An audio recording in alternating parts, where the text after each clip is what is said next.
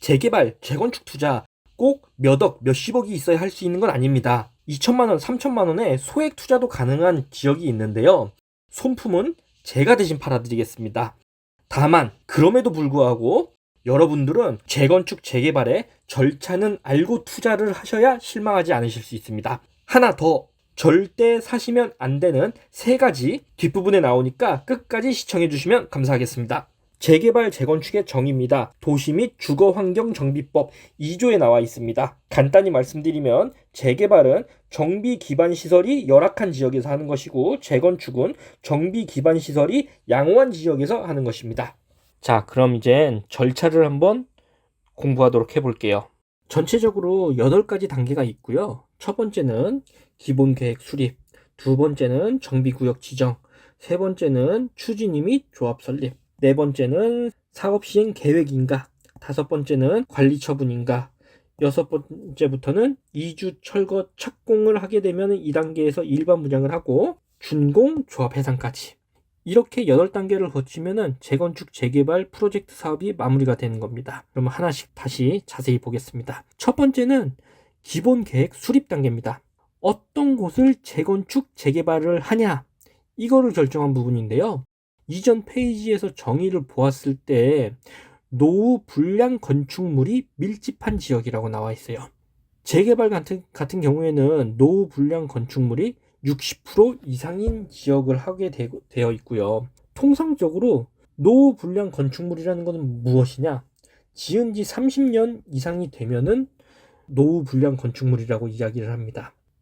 기본 계획 수립이 완료가 되면은 정비구역을 지정하게 되어 있는데요. 토지 등의 소유자가 일정 비율 이상 동의를 하면은 정비구역 지정이 되게 되어 있습니다. 그 이후에 세 번째인 추진위 및 조합 설립 단계로 넘어가는데요.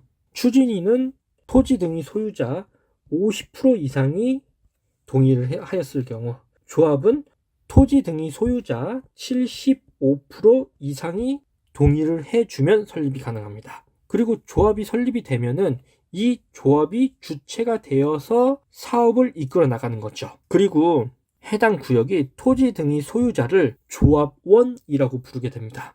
이젠 재건축 재개발 사업에서 가장 중요한 사업 시행 인가와 관리 처분 인가 단계입니다. 사업 시행 계획 인가 단계에서는 계획을 구체화시키는 겁니다. 우리 구역 안에 10개의 동을 지을 거고 30층까지 올릴 거야. 그리고 총 몇 세대가 살아, 이런 부분들을 최종적으로 결정하고 심의를 받고 승인을 받는 거죠. 승인의 주체는 보통은 시입니다. 시나 도요. 자, 어떤 내용을 심의를 받냐? 경관심의, 교육환경영향평가, 정비계획심의, 교통영향평가, 환경영향평가 등 다양한 부분을 심의를 받고 승인을 득하게 되면 관리처분인가로 넘어가죠. 관리처분인가는 뭐 하는 단계냐? 간단히 말씀드리면은, 자, 이렇게 지을 건데 얼마가 들어? 우리가 얼마를 부담해야 돼? 이런 내용들을 이야기하는 거죠. 그리고 조합원들한테 알려주는 겁니다. 그리고 조합원들은 조합원 분양을 신청하게 되는 거죠.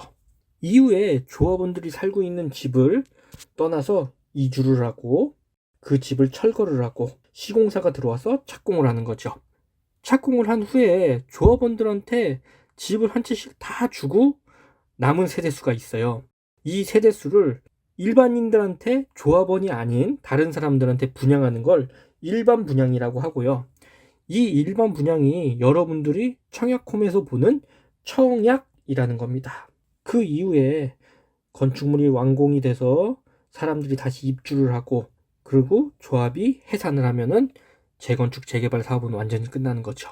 재건축 재개발 투자를 할 때 주의해야 될 점들이 몇 가지 있습니다. 최초부터 조합원이 아니었다면 이 중간중간 저희가 조합원 물건을 사서 조합원이 될 수가 있거든요. 그런데 뭘 주의해야 되냐? 이 부분입니다. 투기과열지구 내에서 재건축 재개발 물건을 매수를 할 땐 첫 번째로 재개발 같은 경우에는 관리 처분 인가 후에는 매수하시면 안 됩니다. 그럼 현금 청산 대상자가 되고요. 두 번째로는 재건축에서 조합 설립 후에 매수를 하시면 이것 또한 안 됩니다. 현금 청산 대상자가 되죠. 근데 투기과열지구가 아니다, 그럼 해당 사항이 없습니다. 현재 투기과열지구는 강남구, 서초구, 송파구, 용산구까지 총 4개 구역밖에 없습니다. 주의하셔야 되는 사항을 하나 더 말씀드리겠습니다. 이거는 다물권자 매물이라고 말씀을 드릴게요. 뭐냐면은 예를 들어서 설명드리겠습니다. 이 두 번째 단계에서 김씨라는 분이 집을 두 채를 갖고 있었어요. A라는 집, B라는 집. 그리고 추진위가 설립이 되고 조합이 설립이 되고 사업 시행인가 계획이 되고 관리 처분인가가 되고 조합원 분양을 받으려 그랬는데 이 A에 대한 집, B에 대한 집, 조합원 분양이 한 채, 총 두 채가 나올까요? 이게 아니라는 얘기죠. 그럼 김 씨는 어떻게 해야 되냐?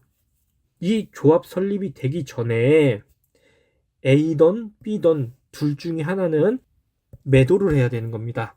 조합 설립이 되기 전에 매도가 되면은 정상적으로 매수를 한 사람까지 조합원 물량을 받을 수 있지만 만약에 김 씨가 이 사실을 몰랐어요.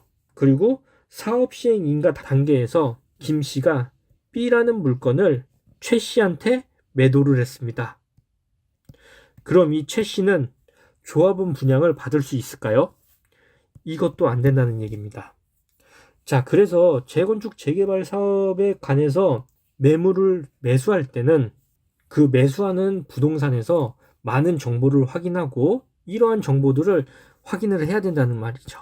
그래야 향후에 여러분들이 불이익을 받지 않는다는 얘기. 자, 지금까지 재건축 재개발에 대해서 절차와 주의할 점에 대해서 간단히 말씀을 드렸고요. 다음에 또 더 좋은 정보를 갖고 인사를 드리겠습니다.